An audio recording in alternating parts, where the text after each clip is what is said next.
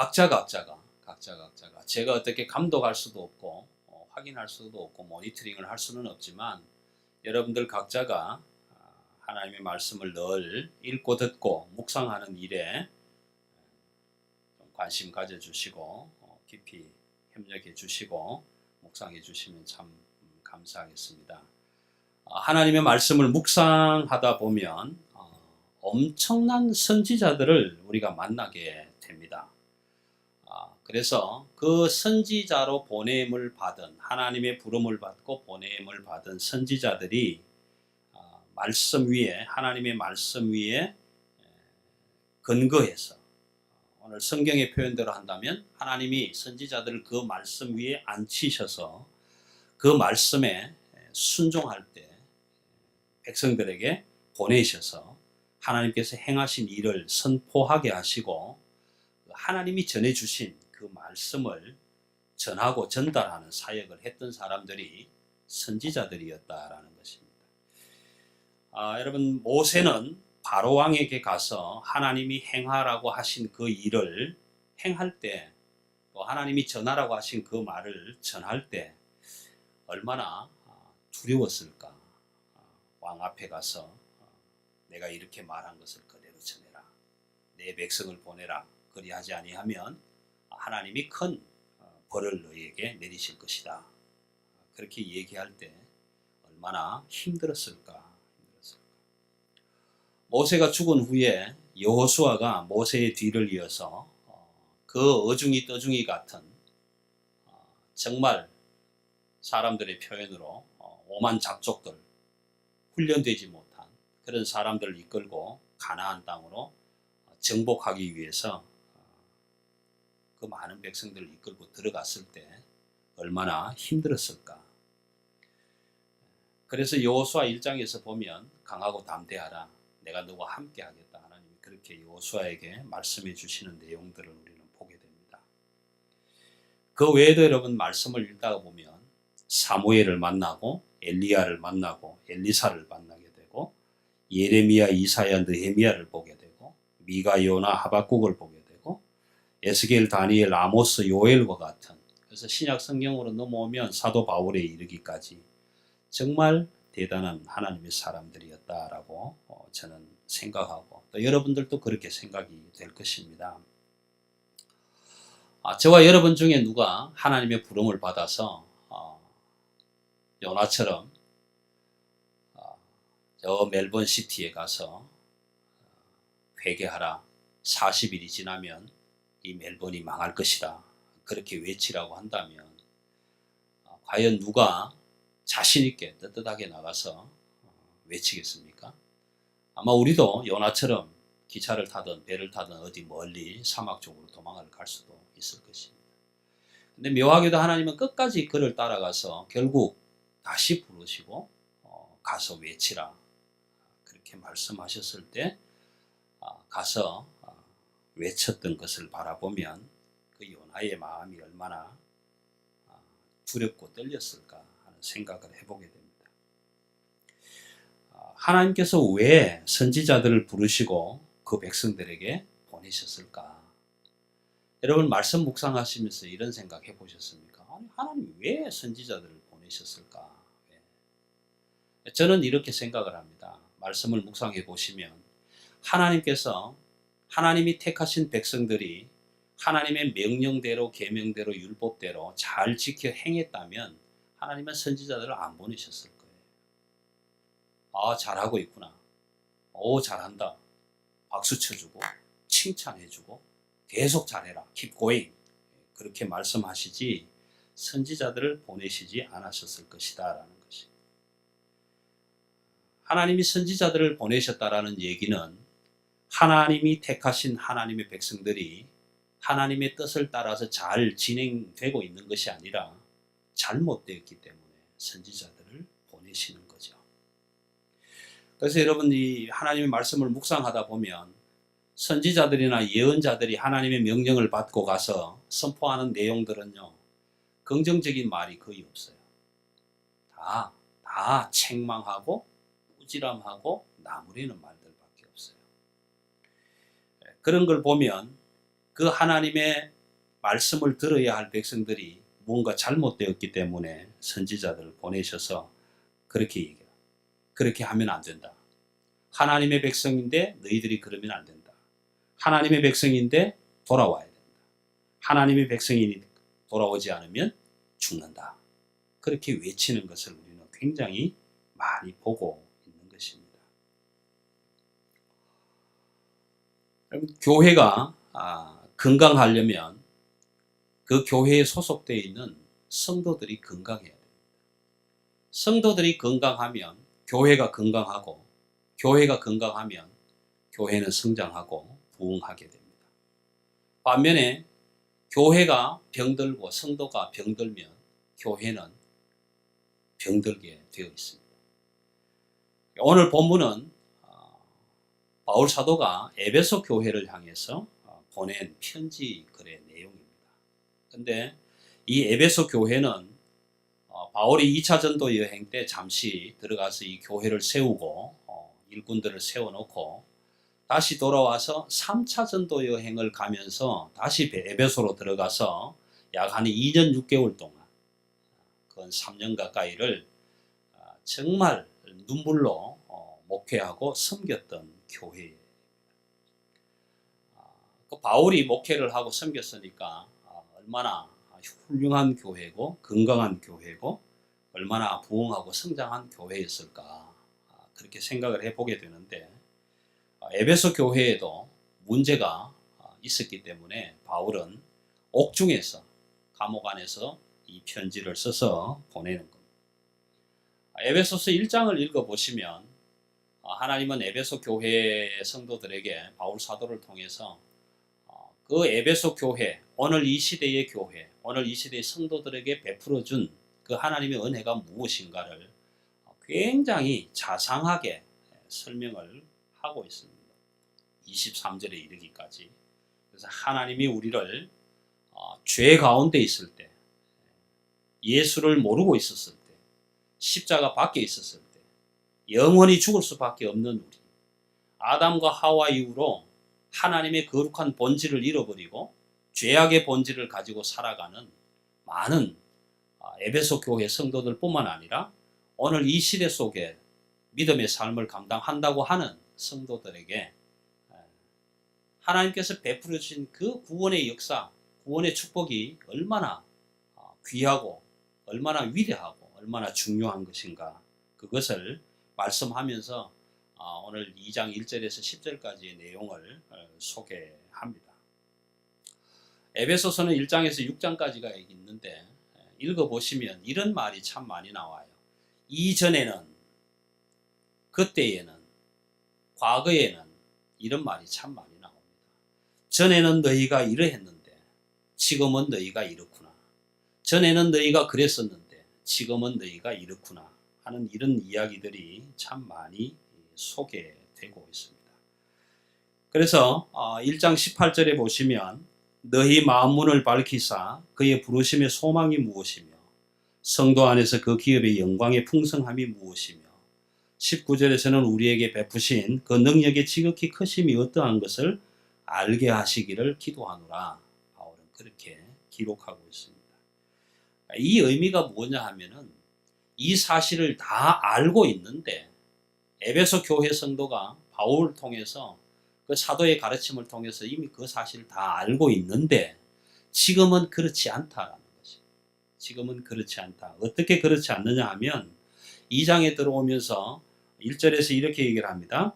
그 하나님은 허물과 죄로 죽었던 너희를 살리셨도다. 그때의 너희는 그 가운데서 행하여 이 세상 풍조를 따르고 공중 권세 잡은 자를 따랐으며 불순종의 영, 악한 세력의 영을 따라가고 있었다. 그런 너희를 독생자 예수 그리스도를 보내주셔서 다시 살게 하셨다. 다시 살리셨다. 그래서 5절에 보면 그리스도와 함께 살리시고 그리스도와 함께 일으키시고 그리스도 안에서 함께 하늘에 앉히셨다. 그렇게 말씀하고 있습니다. 이 의미를 저는 이렇게 해석해 드리고 싶습니다.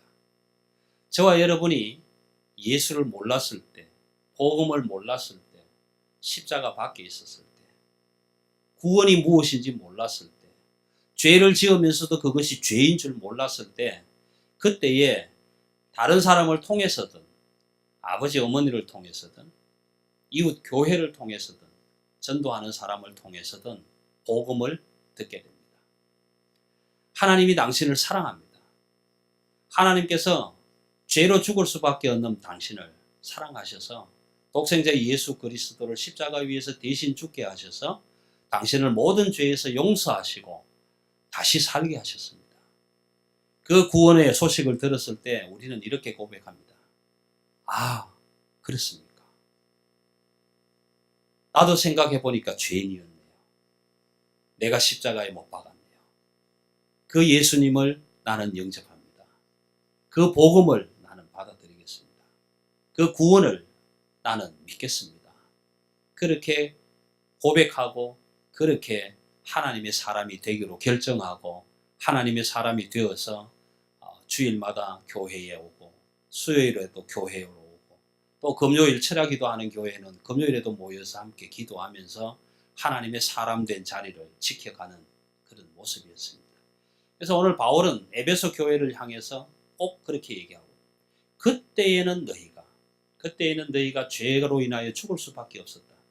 그런데 지금은 하나님이 그 죄를 다 용서하시려고 독생자 예수 그리스도를 보내셔서 십자가 위에서 죽게 하시고 너희를 일으키시고 살리시고 함께 하늘에 앉히신 바 되었다.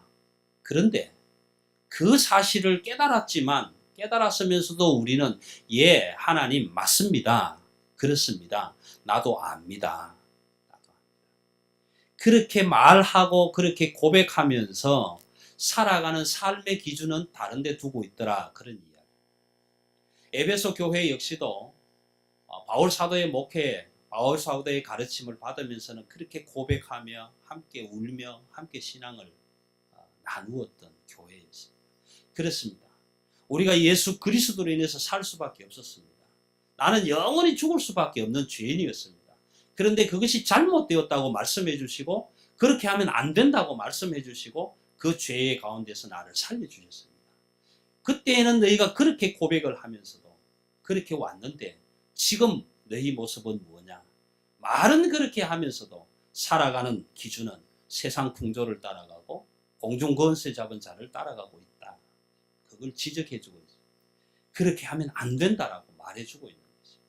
마치 구약에서 나타난 많은 선지자들이 하나님의 사람들이 잘못하고 있을 때에 그렇게 하면 안 된다고 말해 주었던 것처럼.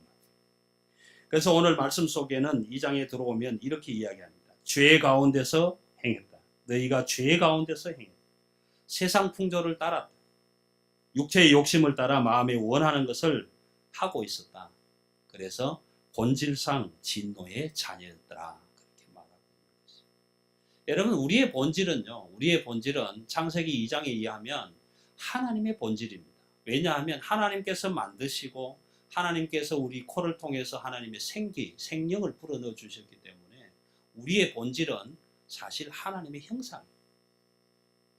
그런데 아담과 하와 이후로 그 하나님의 본질을 다 버려버리고 죄악의 본질을 가지게 되어서 지금 우리는 죄의 본질상 죄의 자녀가 되어 있다는 거죠. 그런 우리를 하나님은 독생자 예수 그리스도를 보내셔서 살게 하시고 말씀 위에 앉혀주셨고 믿음 위에 앉게 하셨고 그렇게 해서 하늘 보좌에 함께 예수 그리스도와 함께 앉게 해주셨는데 그 사실을 알면서도 우리는 삶의 기준을 어디에다 두고 있는가라는 것이 에베소 교회를 향해서 오늘 이 시대의 모든 교회를 향해서 성경은 그렇게 묻고 있는 것이.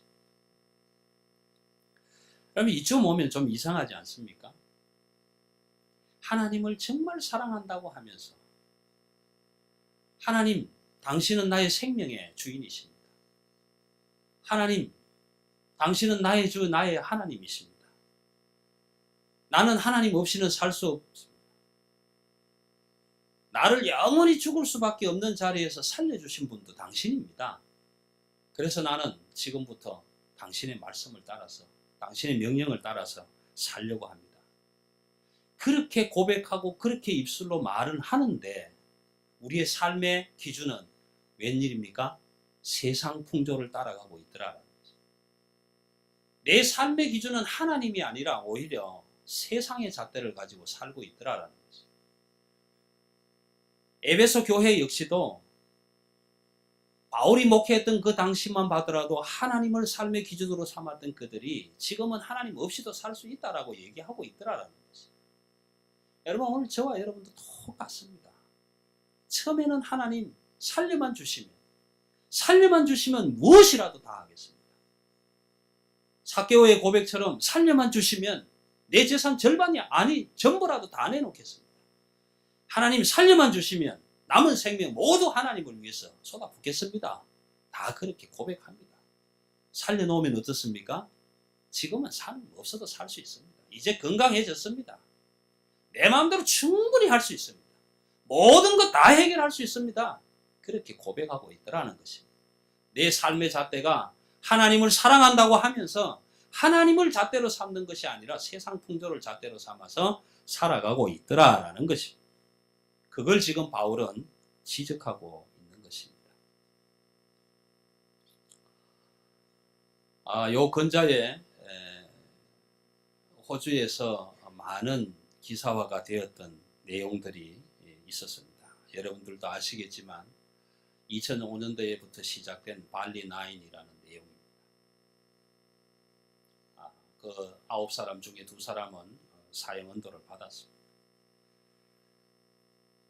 여러분, 그 앤드류 찬이라든지 하는 그 친구들이 어느 누구라도 부모 중에 한 사람이라도 아니면 친구 중에 하나라도 그 9사람 중에 한 사람이라도 이건 아니다, 이래서는 안 된다, 하지 말자, 그러면 안 된다, 누구든지 한마디라도 했더라면 하는 안타까움이 있습니다.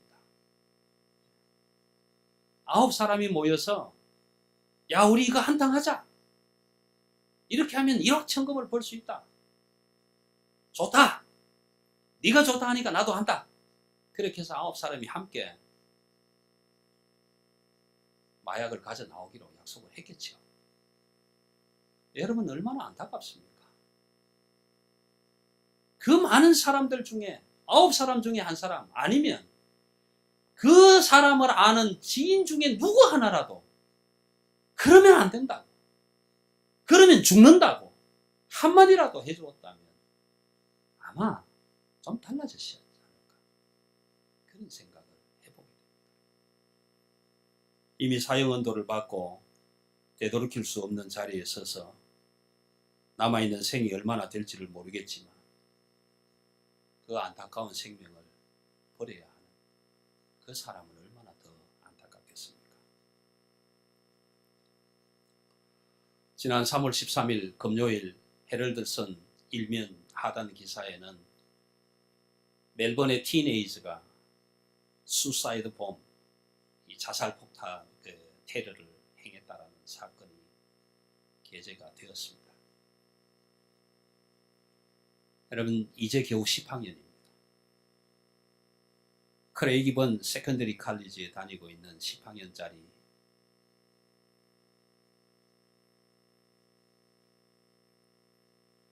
제이크 비랄디라는 친구인데요. 이 친구는 그 사건 자체가 좋다 나쁘다라는 것은 결정하기 이전에 혼자 터키의 비행기를 타고 날아가서 어쨌든 대변인들의 말에 의하면 군인들이 몇 사람 죽고 건물이 파괴되고 했지만 많은 인명의 피해는 없었지만 그 친구가 원했던 바는 다 이루지는 못했다라고 기록은 하지만 결국 이제 나이 겨우 10몇 살 되는 그 친구가 혼자 가서 그런 폭탄 테러를 행할 수 있었다라는 것이,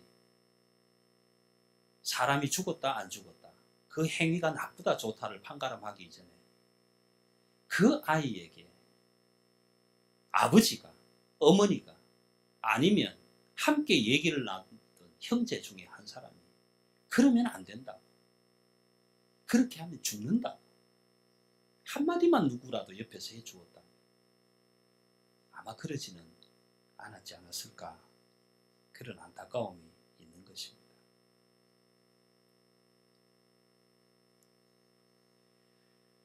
여러분, 우리는 하나님을 사랑한다고 하면서도 하나님을 거역하고 하나님을 배반하고 살아가는 삶을 삽니다. 그러면서 또 하나님 앞에서는 사랑합니다라고 고백합니다. 그런데 하나님은 그런 우리를, 허물과 죄로 가득했던 우리를 살리시고 말씀 위에 앉혀주시고 예수 그리스도와 함께 하늘에 앉혀주셨다고 오늘 바울 사도는 기록합니다. 여러분, 하나님이 하신 선하신 일이 무엇일까요? 하나님이 하신 선하신 일이 많이 있겠죠. 그 하나님의 선하시고 인자하심, 우리를 향하신 기적과 우리에게 행하신 일들이 너무너무 많겠죠. 수없이 많겠죠. 그런데 그 하나님이 행하신 선하신 일 다 통틀어서 하나로, 한 단어로 말하자면 구원이고 살림이라는 것입니다. 우리를 죽을 수밖에 없는 죄 가운데 놔두면 죽겠죠. 그런데 독생자 예수 그리스도를 보내셔서 그렇게 하면 안 된다. 하나님께로 돌아오라. 그러면 산다. 그것이 구원이고, 구원의 궁극적인 목적은 영원한 삶을 우리에게 허락해 주시는 살림이라는 것입니다. 이것이 하나님이 우리에게 행하신 선하신 일이라는 것입니다.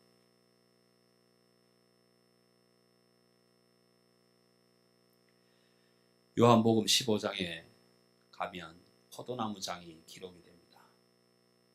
나는 포도나무요, 너희는 가지니, 그 가지가 포도나무에 붙어 있으면 많은 과실을 맺겠다, 그렇게 말씀합니다. 이 의미는 가지는 포도나무를 떨어져 나가면 죽는다라는 것입니다. 내가 너 안에, 너가 내 안에 라고 표현하는 말을 제 말로 바꾼다면 하나님은 우리를 향해서 이렇게 말씀합니다. 사랑하는 나의 자녀들아, 나는 너 없이는 못 산다. 너는 나 없이 살 수 있니? 너도 나 없으면 못 살지? 그렇게 하시는 말씀입니다. 나는 포도나무요, 너희는 가지니. 너희가 내 안에, 내가 너희 안에 있으면 많은 과실을 맺을 것이다. 많은 열매를 맺을 것이다. 이것이 하나님이 행하신 선하신 일입니다.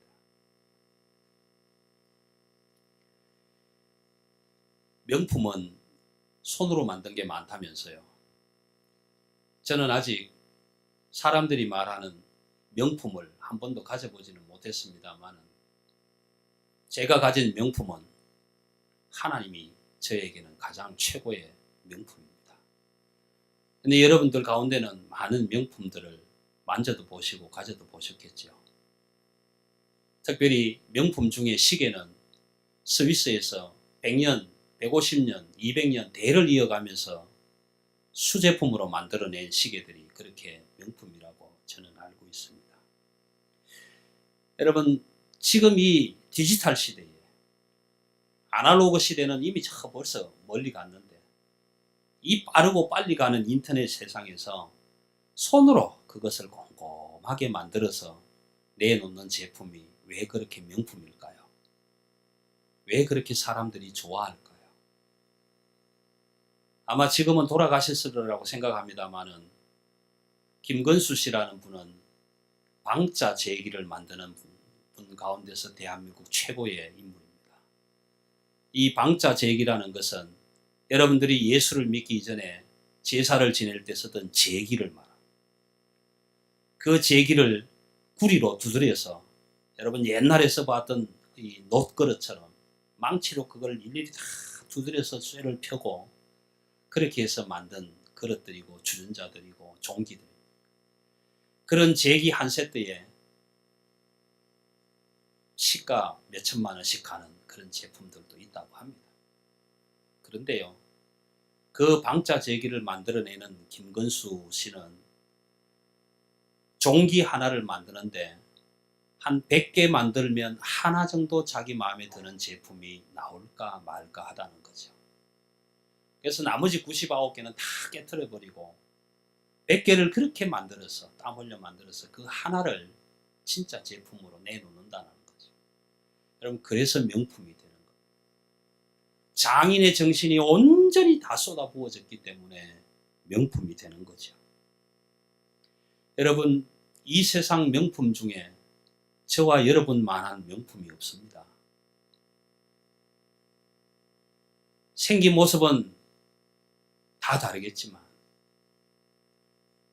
명품 중에 명품, 전능하시고 살아계신 하나님이 직접 손으로 하나님의 형상대로 빚으시고 그 코에 하나님의 생명을 불어넣어 주신 장인의 혼, 육, 정신, 마음, 생명이 담겨있는 작품, 그 하나님의 최고의 걸작품이 저와 여러분. 여러분은 하나님의 명품입니다. 여러분, 장인이 명품을 만들어내어 놓았을 때 그 명품이 해야 될 일이 무엇일까요? 사람들의 손에 들려졌을 때 정말 명품답다라는 소리를 듣게 해야 되는 겁니다. 그래야 진짜 명품이 되는 것입니다. 여러분, 하나님이 저와 여러분을 생명을 담고 혼을 담고 정신을 담고 온 모든 것을 다 담아서 하나님의 형상대로 빚어서 오늘 이 땅 위에 보내주셨습니다. 저와 여러분이 하나님의 걸작품이라면, 명품 중에 최고의 명품이라면 과연 저와 여러분은 하나님의 보시기에 어떠한 삶을 살아드려야 하는가라는 것입니다. 그것이 오늘 바울 사도가 에베소 교회를 향해서 묻는 물음입니다.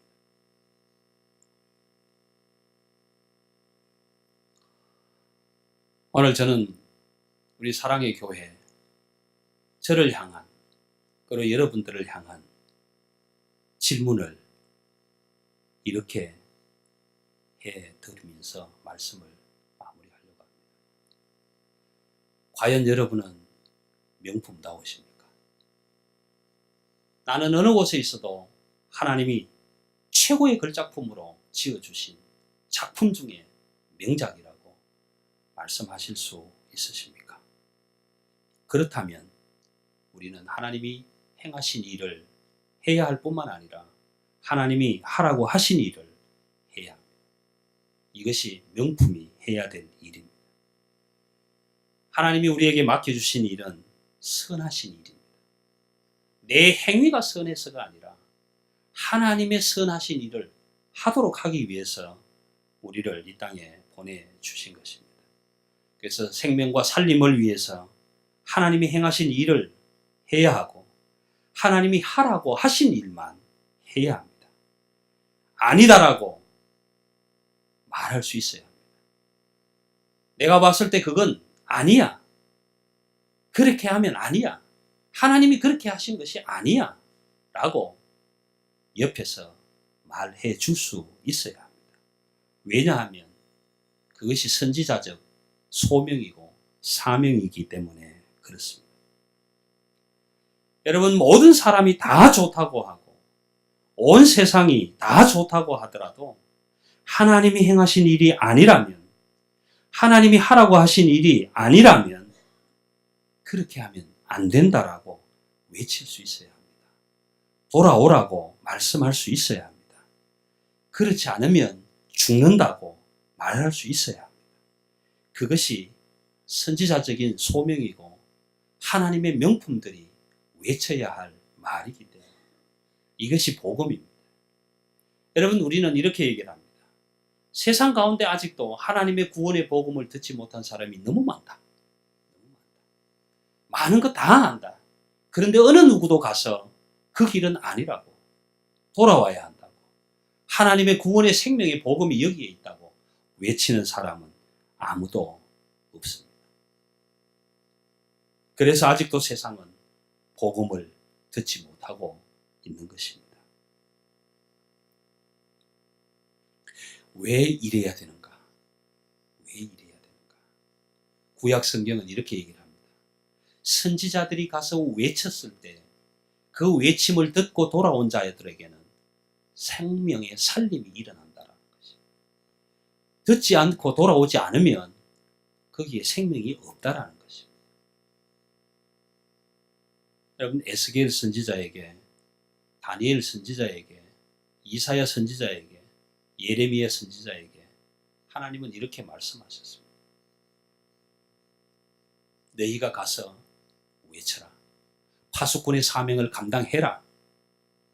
너희가 가서 외쳤을 때에 그 사람들이 듣고 돌아오면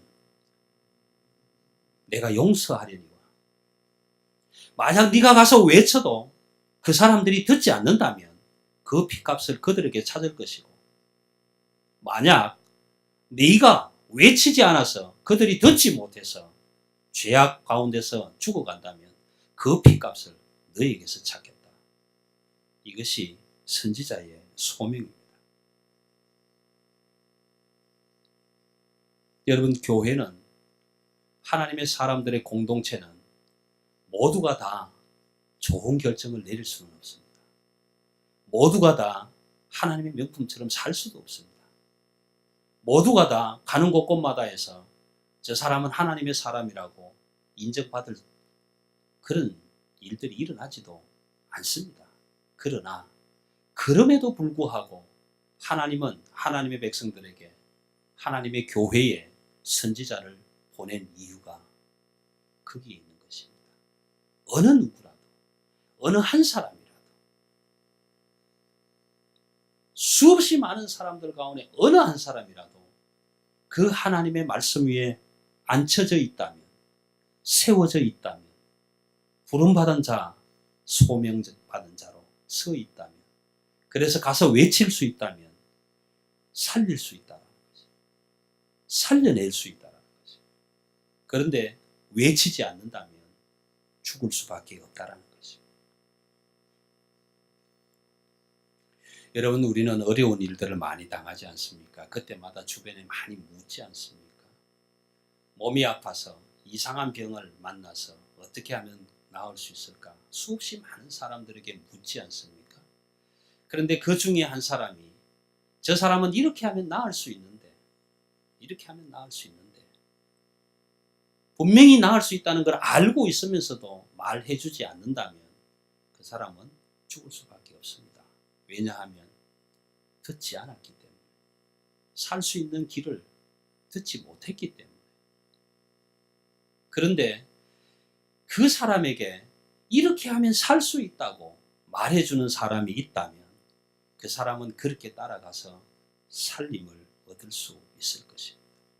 여러분, 이것이 복음입니다. 이제 구약 성경을 계속 읽게 되실 텐데, 열왕기상 처음을 읽어보면 다윗이 나이가 들어서 기력이 떨어져서 추워지고 죽을 때가 다 돼서 많은 사람들이 동녀 아비삭이라는 여인을 하나 구해서 보내줍니다. 그런데 그 아비삭이라는 계집종, 이 종을 통해서 구원의 복음이 전해지는 사실을 열왕기상 읽어보시면 여러분들은 아시게 될 것입니다. 나아만이라는 장군이 있지 않습니까? 문둥병에 걸린 장군. 그 장군이 문둥병을 고칠 길이 없었습니다.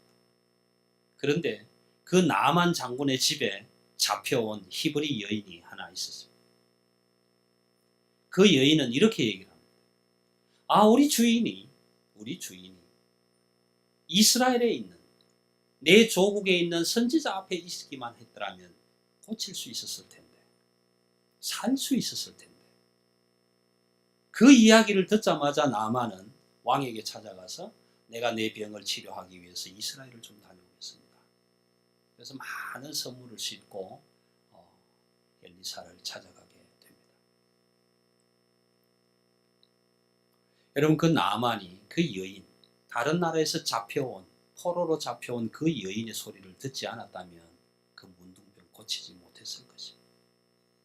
오늘 에베소 교회를 향해서 바울은 이렇게 말씀합니다. 여러분 우리 10절 같이 한번 읽어보겠습니다.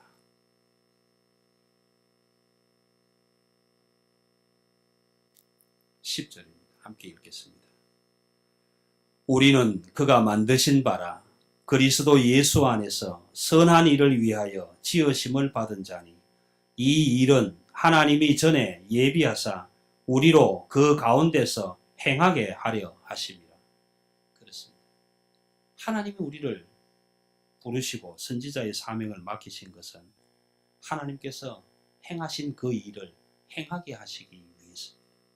저와 여러분은 하나님의 선한 일을 위해서 부름을 받았습니다. 그러므로 우리 모두가 다 선한 일을 할 수 있으면 참 좋겠지만 행여라도 선한 일을 하지 못하고 있는 사람을 바라볼 때 하나님이 말씀하신 일이 아니라고 생각될 때 하나님이 행하라고 하신 일이 아닌 것을 행하고 있는 사람들을 만날 때 알아볼 때 그 사람을 살리기 위한 길은 그것이 아니라고 말해줄 수 있어야 합니다. 이것이 선지자고 이것이 소명이고 이것이 하나님의 사람됨이고 하나님이 명품으로 지어주신 저와 여러분에게 맡기신 선한 일입니다. 오늘 이 시대에는 에베소 교회뿐만이 아니라 많은 교회가 같은 길을 걸어가고 있습니다. 여러분 에베소 교회는 어떤 교회입니까? 계시록 2장에 들어가시면 계시록 2장 1절부터 처음으로 소개되는 교회가 7교회 가운데 교회가 에베소 교회입니다. 이 에베소 교회는 하나님의 칭찬을 많이 듣습니다. 네가 많은 사람들의 잘못된 행위를 바로잡은 것도 안다. 네가 우상을 따라가는 사람들에게 잘못됐다고 얘기한 것도 안다. 네가 많은 일들을 행한 것을 내가 다 안다. 그러나 내가 한 가지 너에게 책망할 일이 있다. 그것이 무엇인지 아십니까? 계시록 2장에서는 에베소 교회를 향해서 너의 첫사랑을 잃어버렸다. 그렇게 말씀해 주고 있습니다. 여러분, 저와 여러분은 죄로 죽을 수밖에 없었던 자들인데 나를 사랑하신 그 하나님의 첫사랑으로 우리를 죄 가운데서 살려주셨습니다. 그런데 저와 여러분은 지금 나를 살게 하신 그 하나님의 첫사랑을 다 잊어버렸습니다. 첫사랑은 무슨 첫사랑?